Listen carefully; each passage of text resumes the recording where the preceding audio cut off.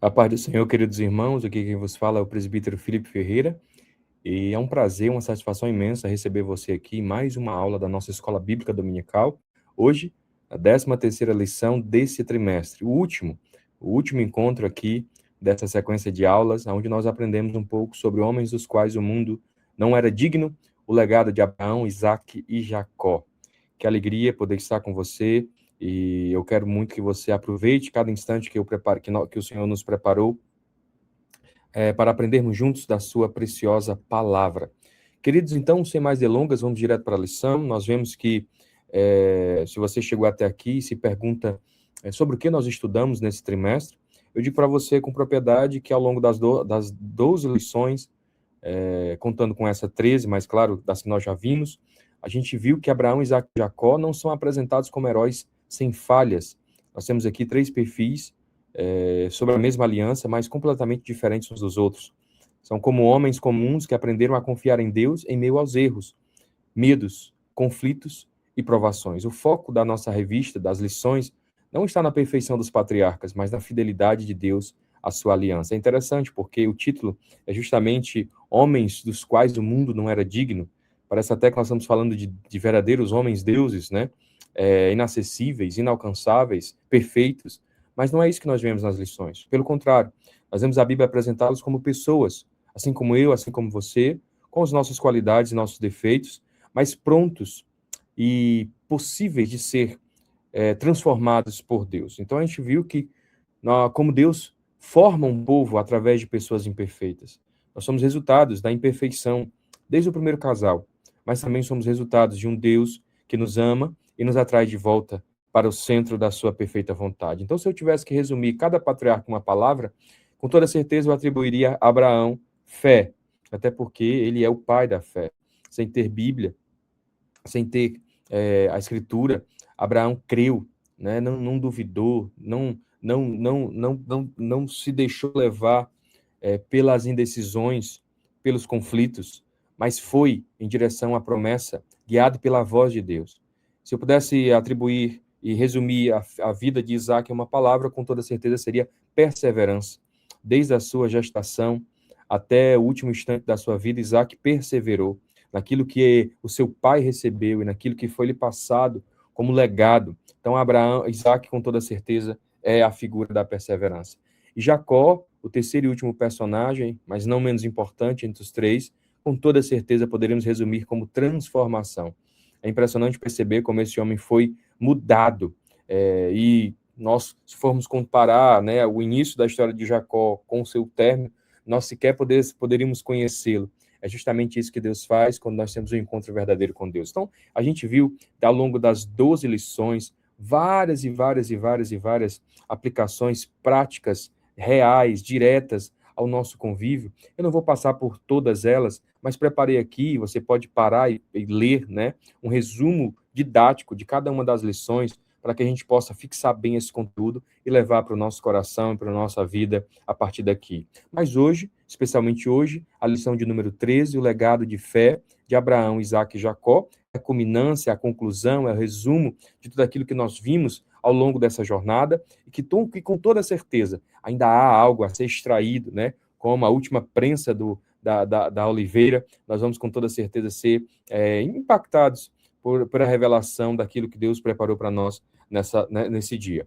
Então, a lição tem 3 objetivos. Primeiro, mostrar o legado de fé de Abraão, depois explicar o legado de Isaac, e por último, conhecer a escolha e o legado de fé de Jacó. Então, a gente vai ver que toda a nossa lição vai girar em torno do legado, aquilo que ficou, né, da história dos patriarcas. E o textuário nos diz, Hebreus 11:8, pela fé, Abraão, sendo chamado, obedeceu, indo para um lugar que havia de receber por herança, e saiu sem saber para onde ia. A verdade prática nos diz, Abraão, Isaque e Jacó deixaram um legado de fé em Deus para as futuras gerações. Querido, é interessante porque a introdução nos diz, com essa lição, encerramos o trimestre de estudos a respeito dos patriarcas Abraão, Isaque e Jacó. Abraão, com quem teve o início o povo judeu, Isaque e Jacó, têm seus nomes na galeria da fé de Hebreus 11. Nós conhecemos bem esse texto, é a leitura, né, que abre a lição de hoje, onde o autor aos Hebreus, que nós não sabemos quem, nos traz, né, no detalhe, o rol da fama dos notáveis que se moveram por fé em toda a narrativa bíblica até ali. Então, eles deixaram um legado inestimável para o povo judeu, para a igreja do Senhor e para toda a humanidade em todos os tempos. Tanto o judaísmo como o cristianismo têm exemplos de fé e obediência dos patriarcas a Deus como padrão para todos os que querem desenvolver uma fé verdadeira e viva no Senhor. Queridos, eu queria perguntar a vocês, sem muita firula, o que é essa galeria da fé de Hebreus 11? E aí, quando a gente começa a imaginar o que é que ela é, eu também me pergunto, será que é possível entrar nessa galeria hoje? Será que é possível, né, a gente fazer parte desse arsenal, né, dessa coleção, perdão, de homens e mulheres que são reconhecidos no texto bíblico pela sua fé? É interessante porque quando falamos em Hebreus 11, estamos falando de uma espécie de hall da fama da fé. O autor de Hebreus escreveu para cristãos perseguidos, cansados e desanimados. É para essas pessoas que Hebreus é escrito, para uma comunidade de fé que estava de alguma forma já desanimando da trajetória, imaginando que não houvesse mais esperança na volta eminente do Senhor Jesus, ou até, quem sabe, né, na verdadeira transformação daqueles que encontram o Senhor pelo caminho. Então é interessante porque o autor aos Hebreus vai nos dizer, olha, vocês não devem desistir. Não devem desistir porque há algo extraordinário que eu quero rememorar, trazer à memória de vocês. Então ele abre um álbum da história da redenção e diz, olhem para os que vieram antes de vocês. Eles também enfrentaram dificuldades. Eles também eram homens como vocês. Eles também choraram as suas dores. Eles também passaram por todo tipo de provação e circunstância desafiadora. Mas eles permaneceram firmes. É por isso que existe. É por isso que aparece lá Abel, Enoque, Noé, Abraão, Sara, Isaac, Jacó, José, Moisés e tantos outros. E o objetivo aqui não era apenas homenageá-los. Olha, vamos aplaudir a vida desses homens. Não, não era apenas isso. Mas era mostrar que a mesma fé que sustentou eles pode nos sustentar também. O mesmo Deus de Abraão, Isaac e Jacó é o mesmo Deus de hoje na minha e na tua vida. Então, curiosamente, nenhum deles entrou por ser famoso. Entraram porque confiaram. Entraram porque tiveram fé. Então, Abraão entrou porque saiu da terra, do meio da sua parentela, e foi sem saber para onde ia, mas confiando na voz que o chamou. Noé entrou porque construiu um barco para salvar a si e a sua casa. Moisés entrou porque renunciou ser chamado filho da filha de Faraó e ser contado entre os escravos para libertar o seu povo. Sara, porque creu apesar da adversidade de não poder gestar, já com idade avançada, confiou e recebeu. E José, porque esperou segundo a vontade do Senhor e foi alcançado em misericórdia. Então a galeria da fé, queridos, não é para os heróis extraordinários. Não. A galeria da fé é para pessoas comuns que confiaram num Deus extraordinário. Isso é impressionante. Isso é que é fantástico. Isso é que nos alegra. Porque se não é para pessoas extraordinárias, mas para pessoas comuns, com toda certeza, o nosso nome um dia também será contado entre eles. Você crê que no grande memorial da fé, o seu nome pode estar lá? Não só o seu nome, mas o seu legado? E aí a gente vai perceber o que é o tal do legado, que foi tão comentado aqui no texto áureo e na introdução. O legado, queridos, não é aquilo que nós deixamos quando morremos. O nome disso é herança. Legado é aquilo que continua vivo quando nós já não estamos presentes. Então, o dinheiro acaba, casas envelhecem, empresas fecham, mas valores atravessam gerações. O que fica na minha história e na tua, quando tudo se acabar, é como nós vivemos, de que maneira nós vivemos, de o que é que nós deixamos nas pessoas e com as pessoas.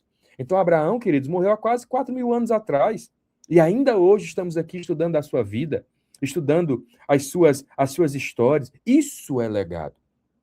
É o que fica. Então, por que que o legado deles não passa?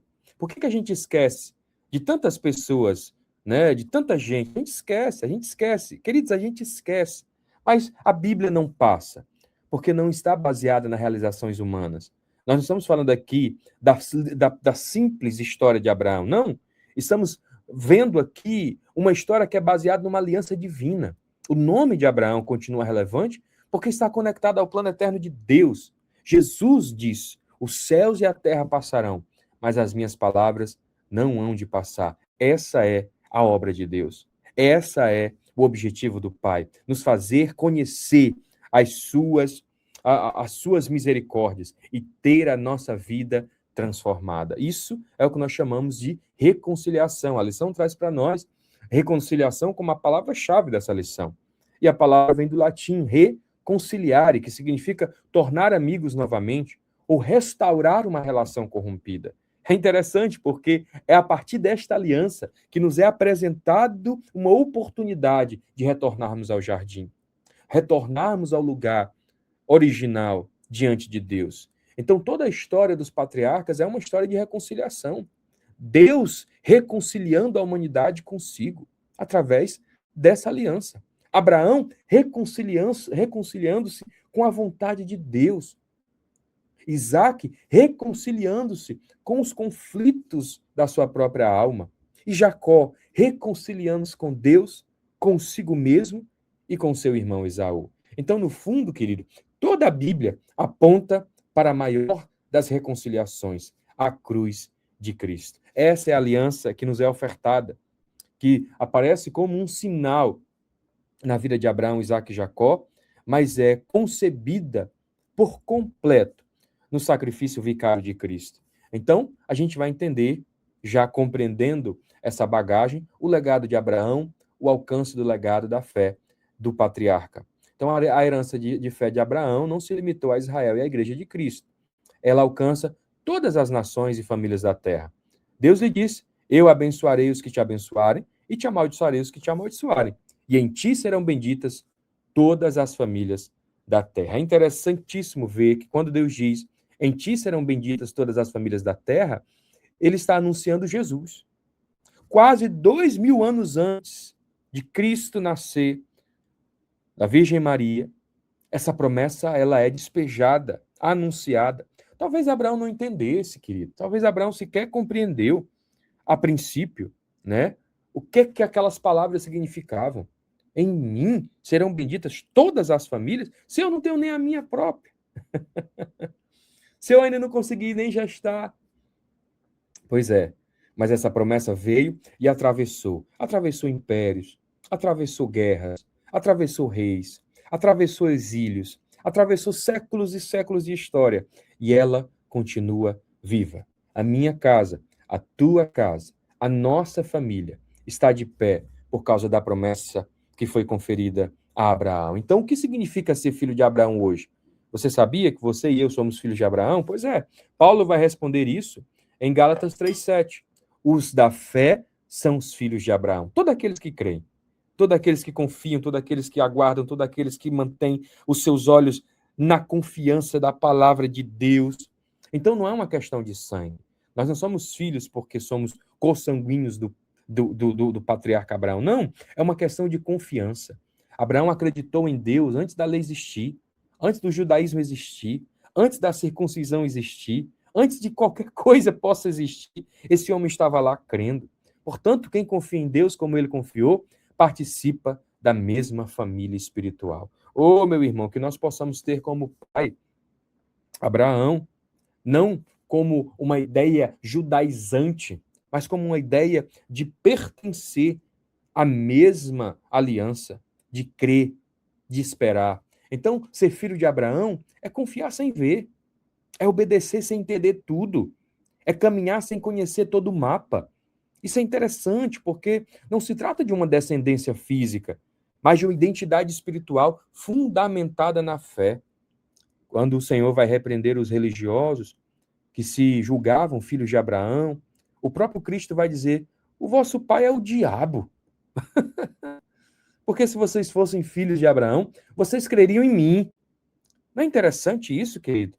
Será que nós, às vezes, pensamos que somos filhos de Abraão e ainda temos um laço de aliança com o inferno? Quando escolhemos não crer, quando escolhemos não confiar, quando escolhemos não confiar em Deus e na sua justiça. Oh, meus irmãos, hoje é dia de reconciliação. Também hoje é dia de rever essa aliança. Então, a fé incondicional de Abraão fala para nós. O que é fé? A Bíblia diz que a fé é a firme fundamento das coisas que se esperam e a prova das coisas que não se veem. Então, Abraão demonstrou ter fé, essa fé verdadeira, quando foi chamado por Deus. E aí a gente vai perceber como é que Abraão conheceu Deus sem a Bíblia. Eu não sei você, mas isso às vezes passa pela minha cabeça. Como é que Abraão vai conhecer a respeito de Deus se não havia um registro, se não havia um livro? Nós não temos conhecimento da Torá. A gente entende, querido, que quem vai organizar essas histórias no Pentateuco é Moisés. E a partir disso, então, o povo seguia pelas escrituras, pelos profetas. Mas e Abraão, antes da lei, antes dos profetas, antes das epístolas?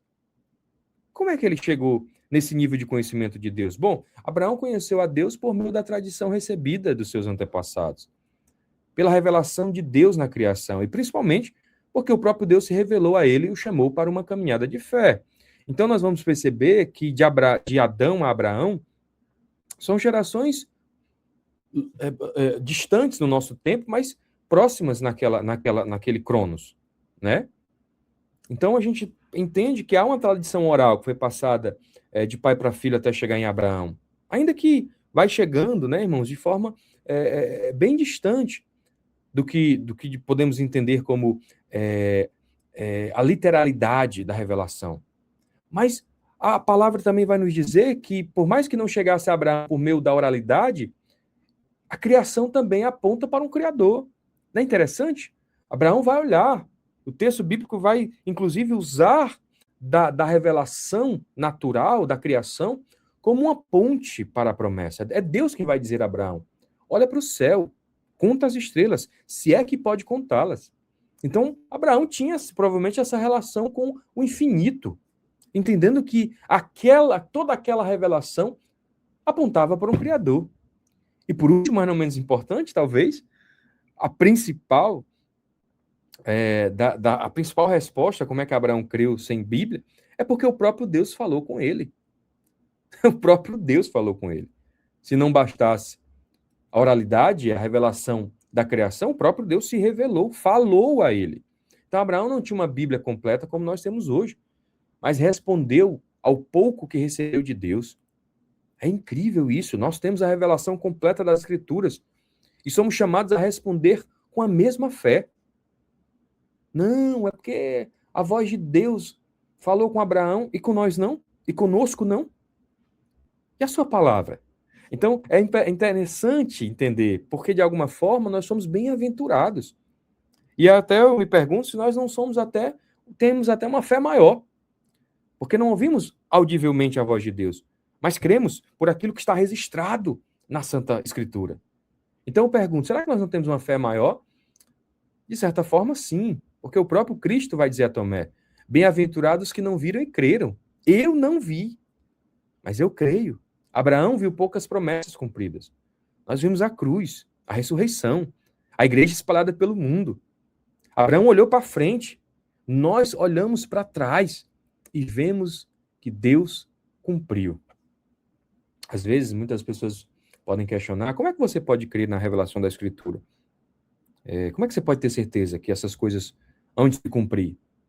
Ora, porque quando eu vejo o Velho Testamento, eu encontro no Novo Testamento o cumprimento literal, completo, genuíno de tudo aquilo que foi anunciado há centenas de milhares de anos antes. Então, Deus que fez, há de fazer novamente, há de fazer mais uma vez. Então, o autor de Hebreus chega a dizer que os patriarcas, né, todos estes morreram na fé sem terem recebido a promessa. Eles enxergavam de longe aquilo que nós hoje contemplamos com muito mais clareza. Abraão creu sem ter a Bíblia. Nós temos a Bíblia inteira e cremos sem ter visto. A mesma fé que começou com os patriarcas continua viva naqueles que confiam em Cristo hoje. Então, se você confia em Cristo hoje, essas coisas não são só relatos, essas coisas são fatos. E esses mesmos fatos geram em nós a esperança de que nós não estamos sozinhos. Então, Abraão vai, de fato, responder ao chamado. Abraão recebeu o chamado divino quando se encontrava em Harã, a caminho de Canaã. Ele poderia ter questionado, indagado a Deus, mas não questionou nada. Por que não? Por que a obediência é tão importante? Não só na história de Abraão, mas na nossa própria história. Por que a obediência é ponto fundamental numa trajetória de todo aquele que deseja viver as promessas de Deus? Ora, porque sem fé, queridos, aliás, porque sem fé, perdão, porque fé sem movimento não é fé. Aqui é um ponto fundamental. Fé sem movimento não é fé. Abraão só descobriu Canaã porque saiu de Harã. Se tivesse ficado parado, jamais pisaria na promessa. E isso é um ponto muito interessante. A obediência é a ponte entre a promessa e o seu cumprimento. Deus mostrou o destino, mas Abraão precisou dar o primeiro passo. Ora, pois, mas se eu entendo uma coisa, queridos. Imagina que você vai num nutricionista, você está na intenção de perder peso. E aí o nutricionista receita a você uma dieta e também lhe encaminha para buscar uma vida mais saudável, de exercícios físicos, um sono melhor, sabe, ter um pouco mais das telas. E aí você tem aquela revelação, né? Você tem aquela orientação. Mas para ela se cumprir, você precisa obedecer. A fé é a mesma coisa. A fé sem movimento não é fé.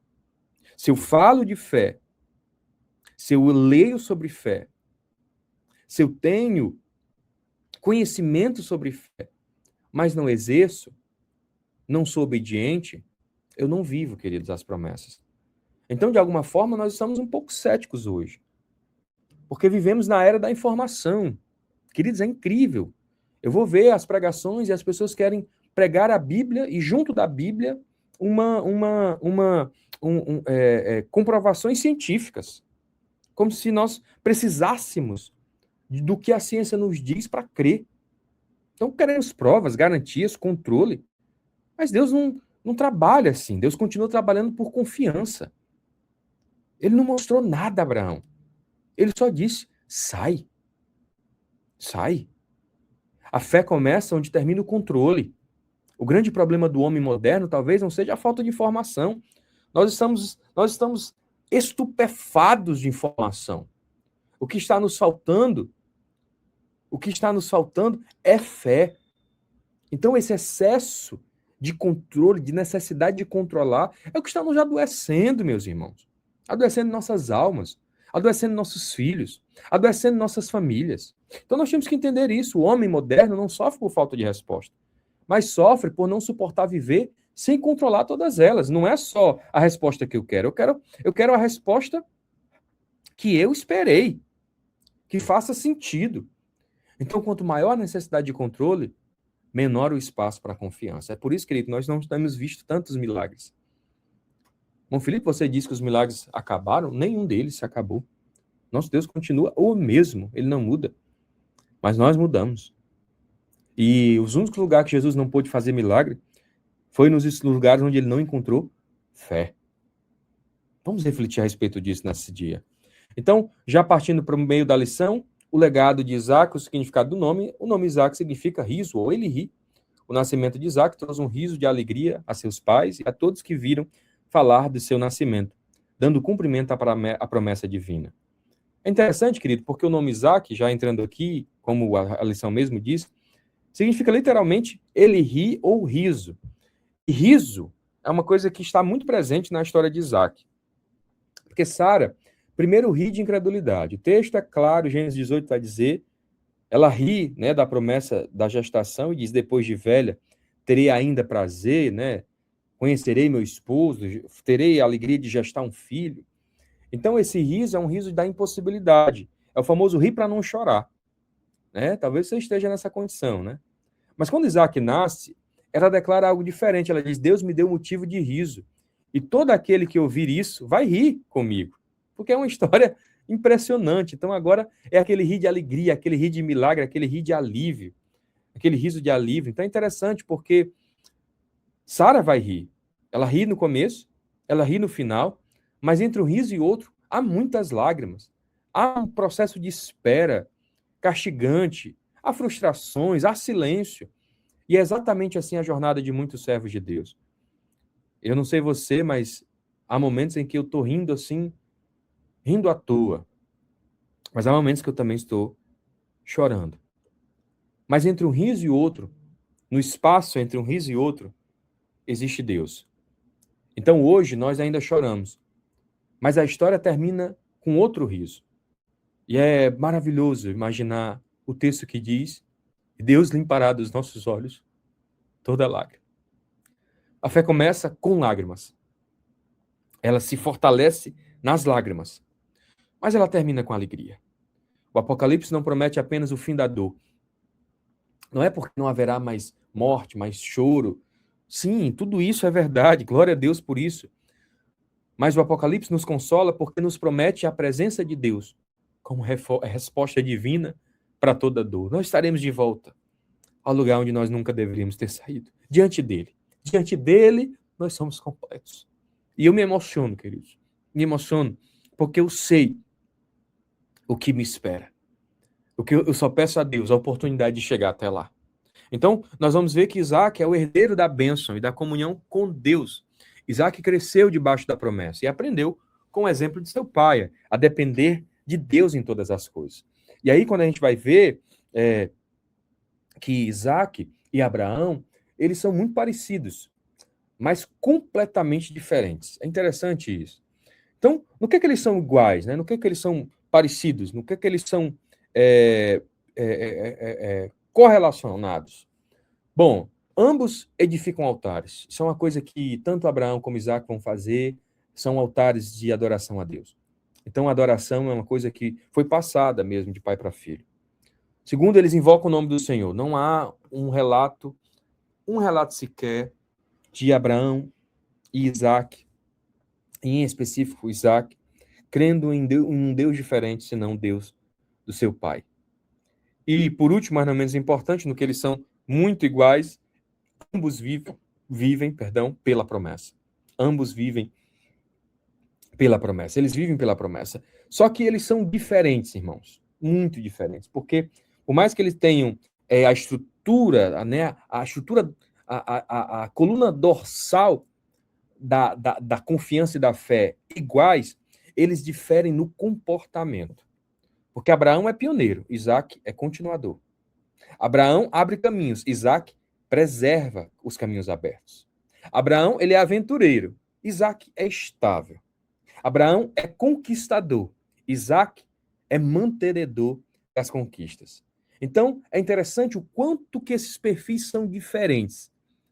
Mas o que me alegra é saber que ambos são necessários no reino. Não é interessante, irmãos? Nós precisamos dos pioneiros, dos que começam primeiro, mas também precisamos dos que continuam.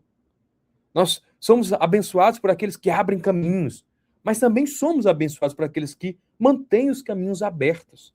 Então a gente vai entender que ambos são necessários no reino, porque há momentos em que Deus nos chama para começar algo novo, como fez com Abraão.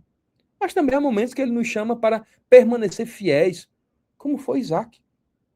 Então, o reino de Deus precisa tanto dos que abrem caminhos, quanto dos que permanecem firmes nele. Então, Abraão inaugura a fé. Isaac ensina a permanecer também.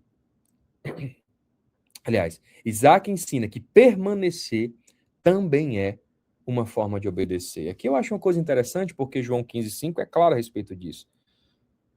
Jesus vai dizer: aqueles que permanecerem em mim, e eu nele. Então, Abraão nos ensina a fé que responde ao chamado. Isaac nos ensina a fé que sustenta a promessa. E Jesus revela que ambas só fazem sentido quando permanecemos nele. Então, o nosso lugar, nosso chamado original, o lugar da nossa permanência é lugar em Deus, em Cristo. Permanecemos neles. ligado nele. E aí a gente vai ver Isaac e o legado de uma fé que confia na direção de Deus. Então, quando a gente fala de Isaac, também estamos falando que quando chegou o momento de construir família, Isaac não tomou decisões apressadas, mas esperou o agir de Deus. Sua união com Rebeca foi uma resposta à oração e resultado da providência divina.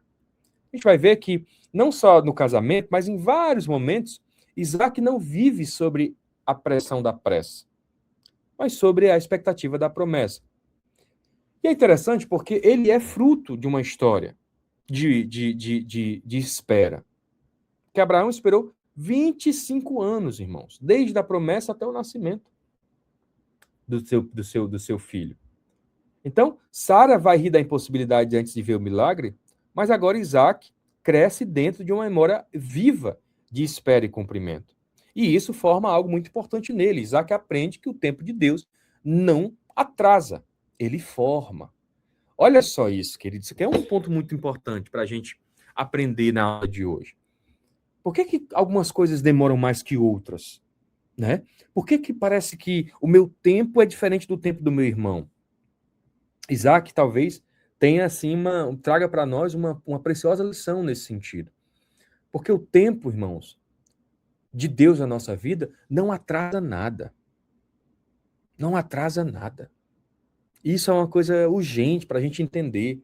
Meu Deus, que hora que vai acontecer aquilo que eu sonho, aquilo que eu quero, aquilo que eu aguardo? Estou atrasado? Não, querido. Você está sendo formado. O tempo de Deus não atrasa, ele forma. Então a gente vai entender que Isaac vai casar aos 40 anos. 40, irmãos, eu sou um ex-coroa gospel, casei aos 30. E muita gente acredita que eu já nasci, já casei, de certa forma, velho. Agora imagina um homem que casa aos 40. Dentro de uma estrutura patriarcal, de formar clã, muito jovem, diga-se de passagem. Então, na Bíblia, o número 40 aqui, ele geralmente aponta para um tempo de preparação, né? É um número muito ligado à preparação. E se repete, né? 40 dias de dilúvio, 40 anos no deserto, 40 dias de jejum no deserto. Entenda que o número é o mesmo, mas o tempo é diferente. Interessante, né? Então, quando Isaac casa aos 40, nós estamos vendo aqui um homem amadurecido. Era o tempo, era o momento. Então, sobre esse casamento, em Gênesis 24, a gente vai ver que o texto mostra algo decisivo. Não é Isaac quem escolhe Rebeca diretamente, é Deus que conduz todo o processo através do servo de Abraão. E Isaac recebe a direção já confirmada. Isso é muito interessante. Isso revela um princípio teológico forte. Há decisões na vida que não nascem da pressa humana, mas da direção divina já preparada. Isaac é alguém que vive contra a cultura que nós vivemos hoje. Vivemos uma cultura da urgência. Mas Deus continua trabalhando em ritmo diferente. Nem tudo que é rápido é bênção. Querido, nem tudo que é rápido é bênção. Vou repetir, nem tudo que é rápido é bênção. Nem tudo que demora é atraso. Algumas promessas precisam amadurecer junto com quem as receberá. Então vamos desfrutar do tempo. Às vezes nós estamos tão ansiosos. Eu quero dividir com vocês aqui, nessa aula. Às vezes a ansiedade bate forte. Quando é que eu vou me livrar dessa circunstância? Quando é que eu serei diferente mediante a essa condição? Mas nós temos que entender, querido, que o tempo não atrasa, o tempo forma. O tempo forma. Então a gente vai ver, já caminhando para o final da nossa lição, o legado de Jacó, homens com virtudes e erros. A Bíblia não esconde o fato de que os homens são imperfeitos e que erraram. Abraão, Isaac e Jacó também cometeram muitos erros. Mentiram, enganaram, pois não eram perfeitos, assim como nós também não somos. E aqui a gente vai ver uma coisa interessante, né? Chegamos em Jacó. E Jacó talvez seja o patriarca mais parecido conosco. Porque se você olha para Abraão, ele é imperfeito, mas tem um caminhar muito, muito, muito alto, né? A régua é muito alta.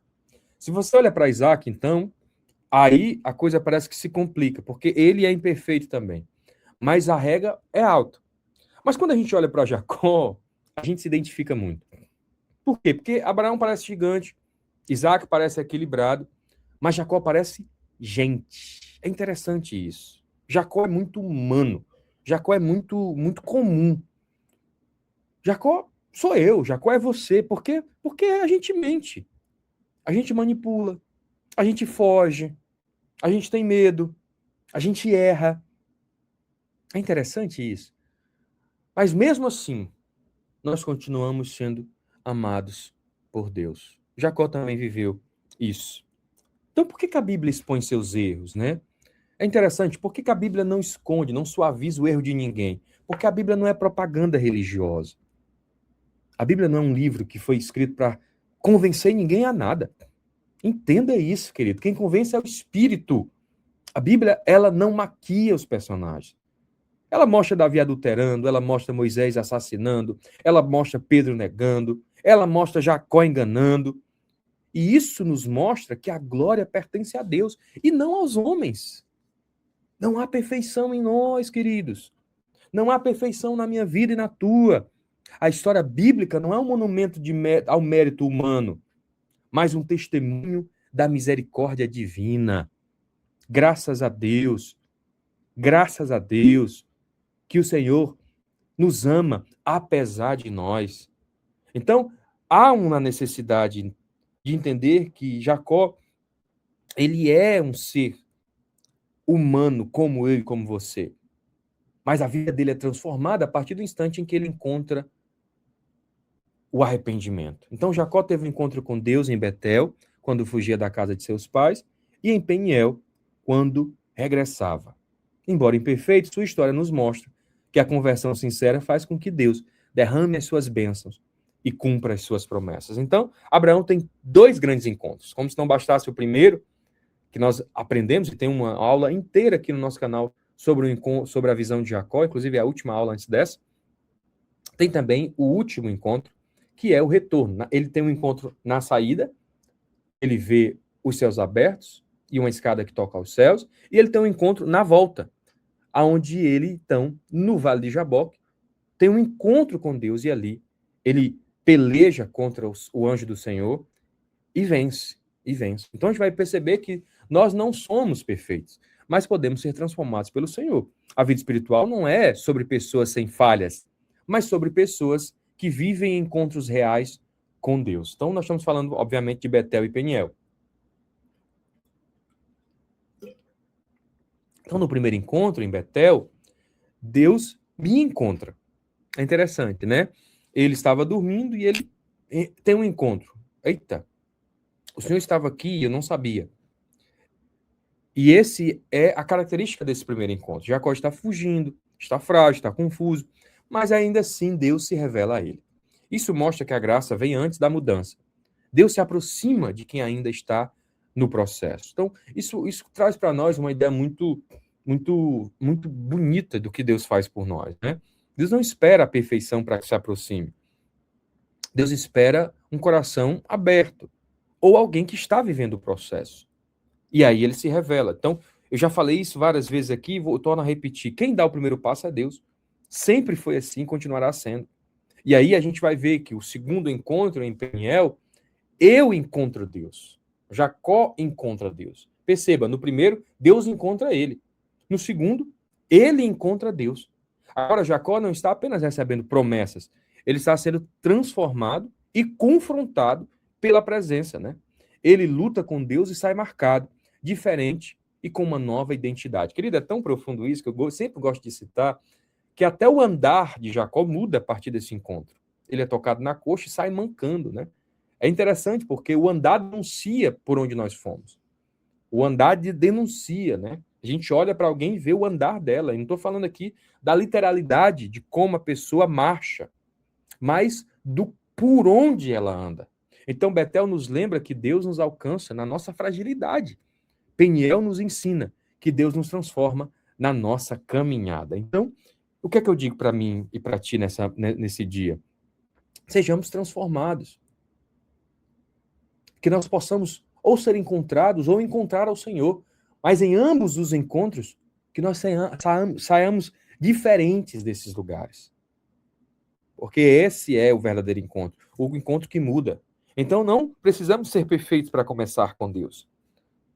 Mas não podemos permanecer iguais depois de um encontro verdadeiro com Ele. Então, nós temos que entender que a bênção, então, ela vai ofuscar a tragédia.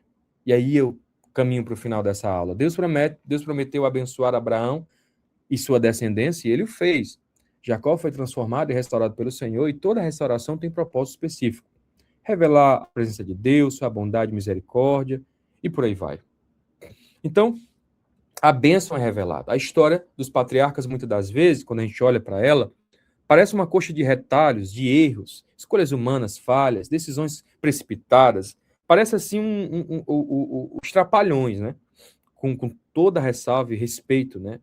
A biografia desses homens. Mas, às vezes, a gente olha e fala, rapaz, como é que Abraão se deixou levar pela conversa de Sara, rapaz? Rapaz, como é que Isaac, rapaz, é enganado pelo próprio filho? Rapaz, como é que Jacó, rapaz, engana o próprio pai? Não é interessante? Só que a gente está vendo aí, a gente vê que nas escrituras, nós vemos nas escrituras que não é um caos sem direção. É um caos, a vida é um caos. Mas há a providência de Deus conduzindo a história, apesar do caos humano.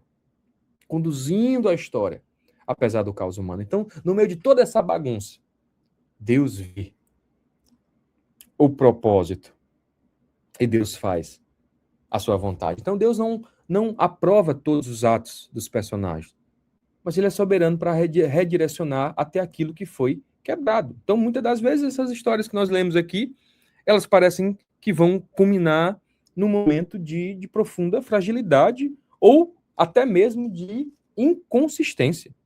Mas Deus pega aquilo que parece não ter jeito, cola, restaura, faz de novo. Então, o pecado não é um instrumento de Deus, mas também não é capaz de impedir o cumprimento do seu propósito. Então, eu posso cair, eu posso errar, eu posso... que Deus nos guarde, né? De alguma forma, viver uma crise de fé. Claro que posso. Mas eu também sei que todas as coisas cooperam. E como disse o apóstolo Paulo, tudo posso naquele que me fortalece. Então, aprendi a viver na fartura e na escassez, na alegria e no choro, né? No abraço e no desprezo. Então, nós temos que entender isso. Da mesma forma que Deus conduziu a história desses homens, Ele conduz a nós. Não é talvez como você queira, mas com toda certeza é a melhor maneira de Deus para a nossa vida. E lembre-se, querido, o tempo de Deus não atrasa, ele forma. Então, a soberania de Deus não elimina a imperfeição da história humana, mas transforma até seus desvios em caminhos para o cumprimento da promessa. E a conclusão nós vimos que o legado dos patriarcas foi de valor para todas as gerações em Israel e para a Igreja do Senhor Jesus Cristo, bem como para toda a humanidade. Então, no fim, o legado dos patriarcas não é imperfeição, mas uma fé, mais fé em um Deus fiel. Então, nós somos pessoas imperfeitas, confiando num Deus perfeito. Então, essa mesma fé continua sendo o chamado para nós hoje. Crer, obedecer e caminhar com Deus, geração após geração. Toda glória a Jesus. Eu quero louvar a Deus pela sua vida, eu quero louvar a Deus pela sua casa, pela sua família. Eu quero orar por você e pedir para que Deus te conduza nesse tempo de aprendizado e descoberta. E quero poder te encontrar na nossa próxima aula, no nome forte de Jesus. Amém? E graças a Deus.